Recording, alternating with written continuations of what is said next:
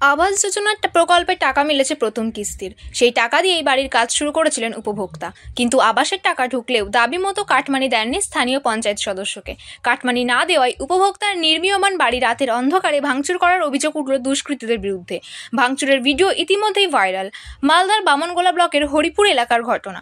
উপভোক্তার অভিযোগ, দাবি মতো স্থানীয় তৃণমূল পঞ্চায়েত সদস্যকে কাটমানি দেননি তিনি, আর তারই জেরে পঞ্চায়েত সদস্যের অনুগামীরা রাতের অন্ধকারে তার বাড়ি ভাঙচুর চালিয়েছে। এই ঘটনায় তিনি অভিযুক্ত পঞ্চায়েত সদস্য ও তার অনুগামীদের বিরুদ্ধে বামনগোলা থানায় লিখিত অভিযোগ দায়ের করেছেন। ওই উপভোক্তার দাবি, এলাকার গোবিন্দপুর মহেশপুর জিপির তৃণমূল পঞ্চায়েত সদস্য গণেশ রায় তার কাছে 20,000 টাকা দাবি করেছিল বলেই অভিযোগ।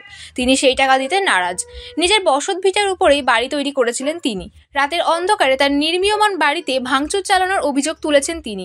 এই বিষয়ে তৃণমূল গ্রাম পঞ্চায়েতের সদস্য গণেশ রায় তার বিরুদ্ধে ওঠা অভিযোগটি সম্পূর্ণ ভিত্তিহীন বলে দাবি করেছেন ক্যামেরার সামনে। তিনি এ বিষয়ে কোনো মন্তব্য করতে না চাইলেও মৌখিকভাবে তিনি একথা জানিয়েছেন। বামনগোলা ব্লকের বিজেপির মণ্ডল 2 এর সভাপতি তপন মণ্ডল জানান, তৃণমূলের সরকার হচ্ছে কাটমানির সরকার। কাটমানি চাওয়াটাই স্বাভাবিক, তবে এরকম চলতে পারবে না। মানুষ জনগণ এর ঠিক জবাব দেবে। অবিলম্বে অন্য তদন্ত করে দোষীদের গ্রেপ্তারের দাবি জানায় তৃণমূল কংগ্রেসের মুখপাত্র আশিস কুণ্ডু। জানান, বামনগোলা থানায় যে অভিযোগ হয়েছে পঞ্চায়েত সদস্যের নামে, পুলিশ ইতিমধ্যে তদন্ত পেয়ে এর তদন্ত শুরু করেছে। আমরা কোনো দল দেখি না। যদি কেউ অভিযুক্ত প্রমাণিত হয়, তাহলে সে যদি তৃণমূলের দলেও থাকে, তার বিরুদ্ধেও আইনত ব্যবস্থা গ্রহণ করা হবে।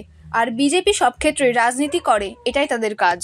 রাত 10টা নাগাদ গ্রামবাসীর কয়েকজনের পরিচালনায়, মানে গোটা গ্রামবাসী মিলে আমাদের যে তৈরি করেছিলাম 4টা পিলারগুলো ভেঙে দিয়েছে এবং ঢেল ইট পাটকেল মেরে আমাদের বাড়ির যে টাল ছিল, তারপরে টিনের ঘর ছিল, সেগুলোও ভেঙে দিয়েছে এবং আমাদের প্রাণে মারার জন্যে তাড়া করেছিল। আমরা আতঙ্কে আছি এবং ভয়ে বাড়ি থেকে বেরোতে পারিনি। যখন বাড়ি থেকে বেরোতে যাচ্ছি, তখন আমাদের বাঁশ দিয়ে, লাঠি দিয়ে, অনেক কিছু যন্ত্র দিয়ে আমাদের তাড়া করছিল এবং আমাদের যে তৈরি করা পিলারগুলো আমাদের জায়গায় সব পিলার ভেঙে দিয়েছে।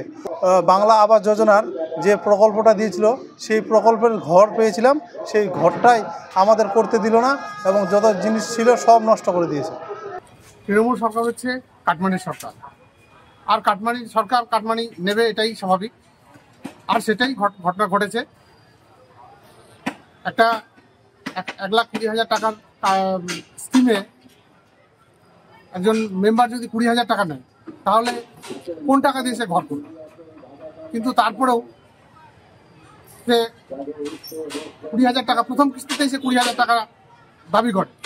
আর এই দাবি তারা পূরণ করতে ব্যর্থ হয় বলেই আর তার উপরে এরকম অত্যাচার শুরু হয়েছে।